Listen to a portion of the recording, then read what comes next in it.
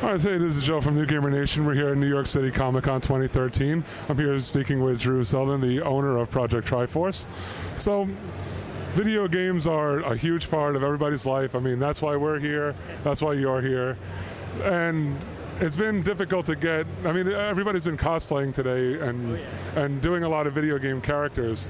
So obviously Project Triforce is here to take that to a completely other level. So why don't you just give us a general idea of what the company's all about and how you got started and why you're here today. Okay, well, like you were saying, you know, it's a huge medium. I mean, people who don't really know video games don't think of it as the big business that it is and the form of entertainment that it is. But with games like The Last of Us coming out that are so story-driven, you know, they're really starting to understand. So what do? Triforce and ProjectTriforce.com, you can check us out. We bring video games to life. We take that, what you see on screen, and we let you be able to hold it, cosplay with it, put it on your wall. So we work on games that we love to play. We work on Gears of War, we work on Mass Effect, we work on the Arkham franchises, we work on Injustice Gods Among Us. We even have Tetris pieces, Darksiders 2, The Last of Us. We even have some Space Invader stuff coming out in the future. So people, you figure, you know, what do they spend? They blow through a game quickly, you spend 15 hours with it. You go back, you play online, it's another 20 hours. You go back and replay it, that's another 15 hours. People know these products, they know these weapons, they're iconic to them, and we want to give them that. So when we make a product, we don't take any liberties. What you see in game is what you get. We don't think it needs another light. We don't think it needs another switch. We don't think it needs another screw. We want to give the gamers what they're expecting, what they fell in love with, and what these dev teams created, because that's where our inspiration comes from. Dev teams are incredibly talented. I mean, think about who we're lucky enough to work with. Epic, BioWare, Rocksteady, NetherRealm, Naughty Dog. I mean, so again, you're talking about, you know, the best. And for them to say to us, okay, you guys, you do quality work, you can make our stuff. You know, that's exciting for us, and then for us to be able to present, you know, whether it was Cliff Bleszinski or Chris Perna at Epic with a Lancer or a Hammerburst, you know, and be able to give these guys, hey, here's what was in your mind and here it is physically.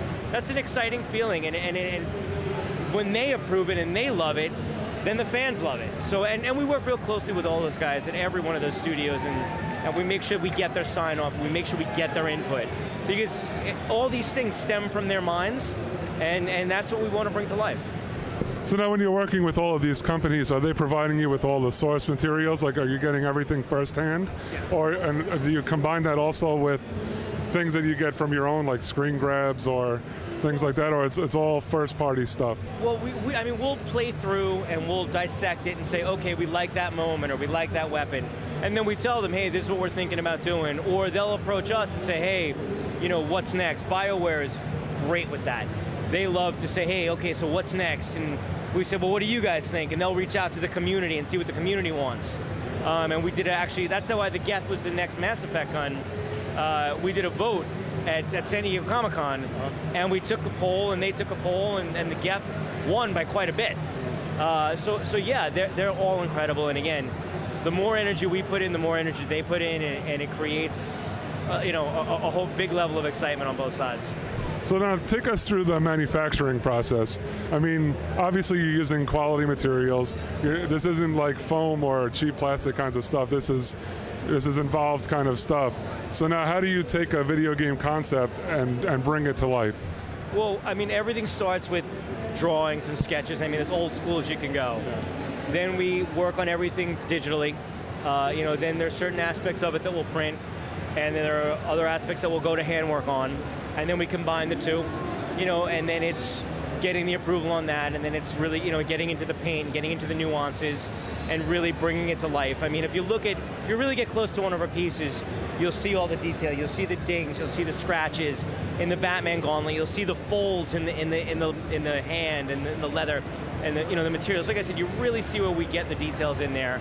You know, we work in resins, in polystones, in aluminums and metals. Most of the pieces have LED lights where applicable. We use magnetic clasps, so nothing, there's no seams. I mean, there's nothing worse than having a replica and like, oh, let me pop off the little plastic latch on the bottom and pop in my AA batteries. You know, it takes you out of the moment. You don't want to lose that. You know, hey, this is my Hammerburst. You know, this is my Lancer. This is my Avenger. You know, I can't lose that moment. And like I said, so that's where things come from. Okay, so now why don't you let everybody know how they can get a hold of these replicas, what you have coming up, and what you have coming up in the future. Absolutely. Well, you can always check us out at projecttriforce.com.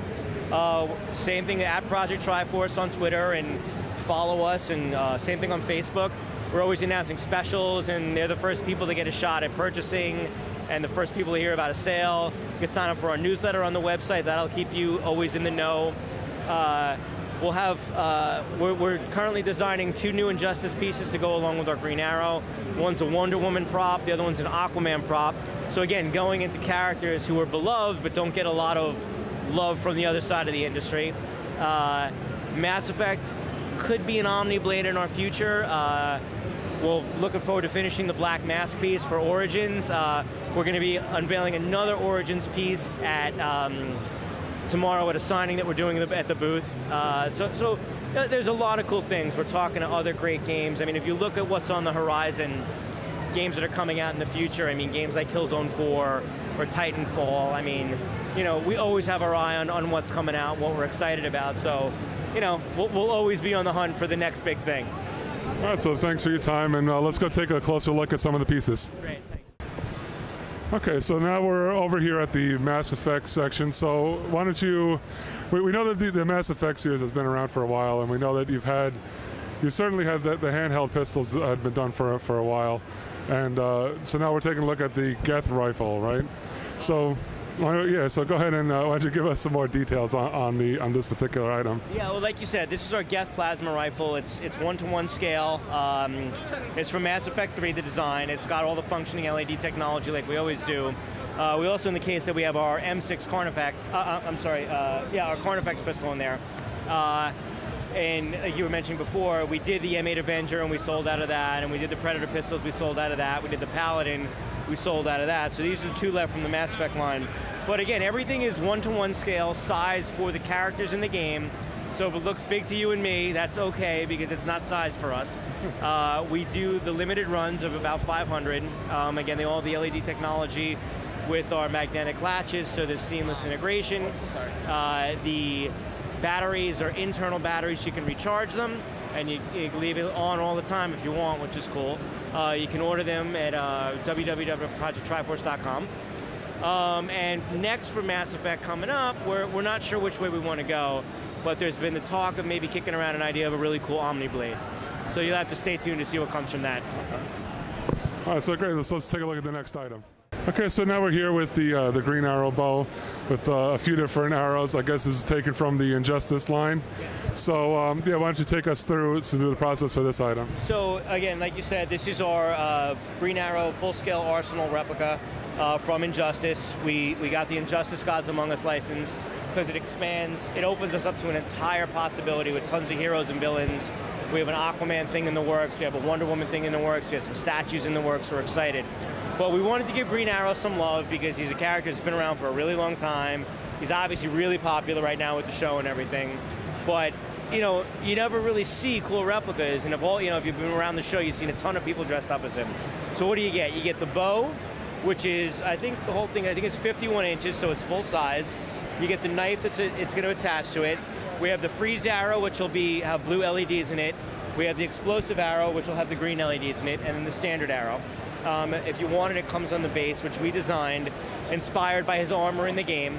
And then when we walk around to the back, you'll see it's kind of got his little hidden hurt locker. It's got extra explosive arrow tips. It's got his bolo arrow tip. It's got a little picture of Black Canary in there. It's got a compass. You know, so I guess it's kind of his little hurt locker, little storage facility. And the whole thing comes as a full package. Yeah, well, actually, we're going to do 2 SKUs. There's going to be what you see when you get the base, and then we're going to do a SKU of just the bow, the knife, and the arrows, in case people, don't have the room for something that size, because some people might not. Okay, so let's take a look at the next item. Okay, so now here we are at the Batman Arkham City display.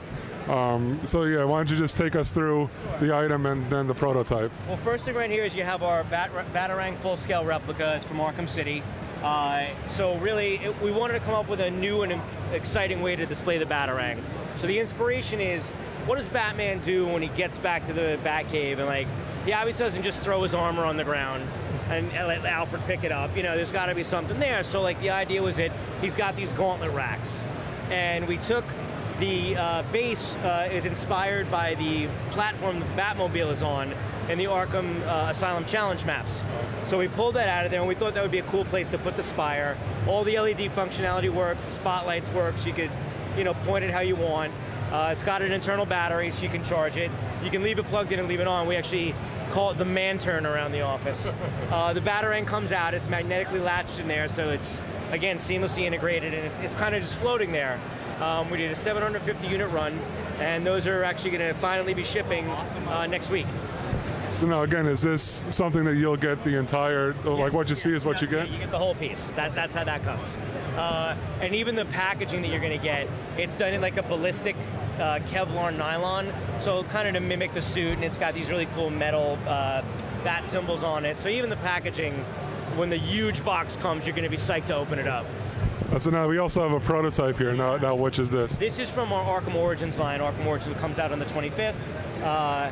This is Black Mask. It's a replica of his mask, his brass knuckles. Those are all his goons around him. And in the character himself, he's into torture, and you know, the brass knuckles are going to come situated in that little torture chamber.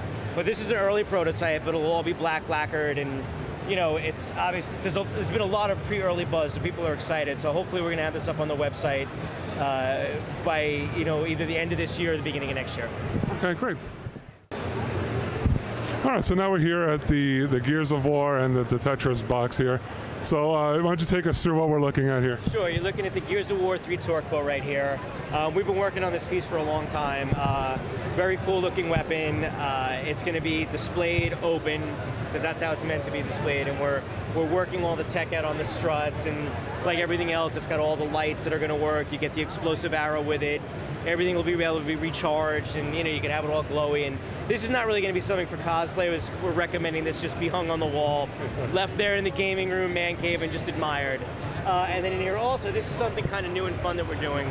We got the Tetris license. I mean, where did video games begin? Well, not everybody remembers Pong. So really, what are people really... So Tetris is one of those first games that everybody remembers playing on their Game Boy. So the idea is, you know, we're doing these oversized blocks. They all have LEDs in them, again, all rechargeable. And, you know, you're going to be able to get the set of 7. And it's, you know, how do you want to display them? And they'll all light up. So it's a fun thing, and these should be on the site, projecttriforce.com. Hopefully, again, by the end of this year, beginning of next year. And the torque bow is actually will be up around then, too.